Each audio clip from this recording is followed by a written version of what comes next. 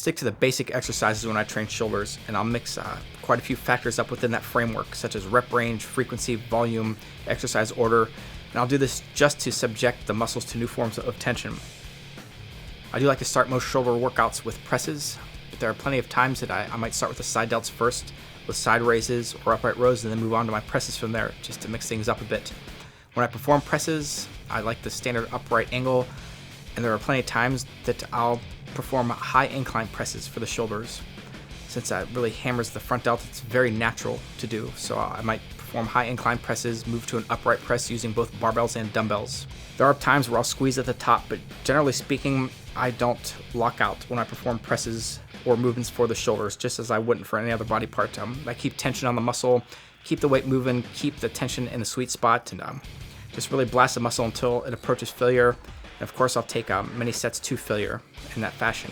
What you'll find if you keep the weight moving and you don't squeeze is you're actually going to fail a lot quicker with a given weight. If you can perform a given weight for 10 repetitions, I'd be willing to bet that you fail at around 6 or 7 repetitions if you keep the weight moving.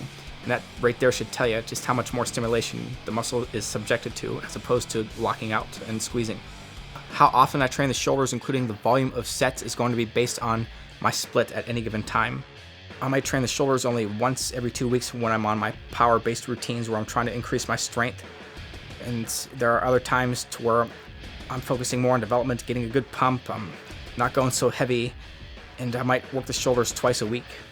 So when I do that, usually what I'll do is I'll focus on presses the first time for the first workout, and then I might focus on the side delts and side raises and upright rows for the second workout.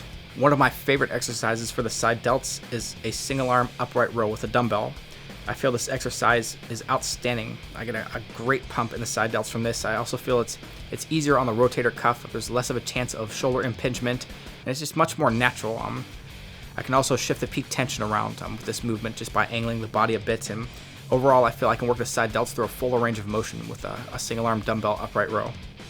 A lot of guys will blast their front delts with presses, and they'll even hit their upright rows, but then when it comes to the rear delts, all of a sudden they're doing these straight arm reverse flies or rear delt raises, but they don't really perform a compound movement like some sort of rowing movement for the rear delts. And that's one mistake I think they make, because one of the best exercises that I've personally performed for the rear delts is a rear delt row, where I bend the arm a bit.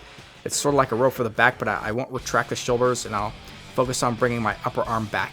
Since I've been using compound movements for the rear delts, a rear delt row in particular, my rear delts have just popped out, and it's given my shoulders a fuller look overall, especially from the sides and my side poses. I use straight sets for the most part, but I've had quite a bit of success with pre-exhaustion, where I might perform side races for the side delts and then move on to upright rows where I'm bringing the biceps into play and just going to finish them off that way. So I'll pre-exhaust the rear delts in the same way. I might perform some reverse flies with the arms straight, get them somewhat exhausted, and then move on to a rear delt row.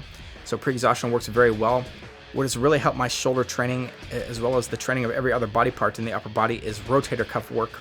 What happens, what most people don't realize, is when you perform these major movements for the shoulders and you use a lot of power and a lot of force, your major muscles tend to really assist in the functions that the rotator cuff might perform, which in turn is going to cause the rotator cuff muscles to atrophy. They're going to shrink, they're going to become weaker. That's just a bad scenario to be in, because one day, just out in daily life, if you move the arm a certain way, or you twist and turn, you shut the car door, you can actually tear something in the rotator cuff muscles. I'll perform about 4 or 5 different exercises for the rotator cuff, hitting all 4 muscles. And this has worked very well. My shoulders feel very strong. Back in the past, I used to get spasms in the infraspinatus and just different muscles in the rotator cuff.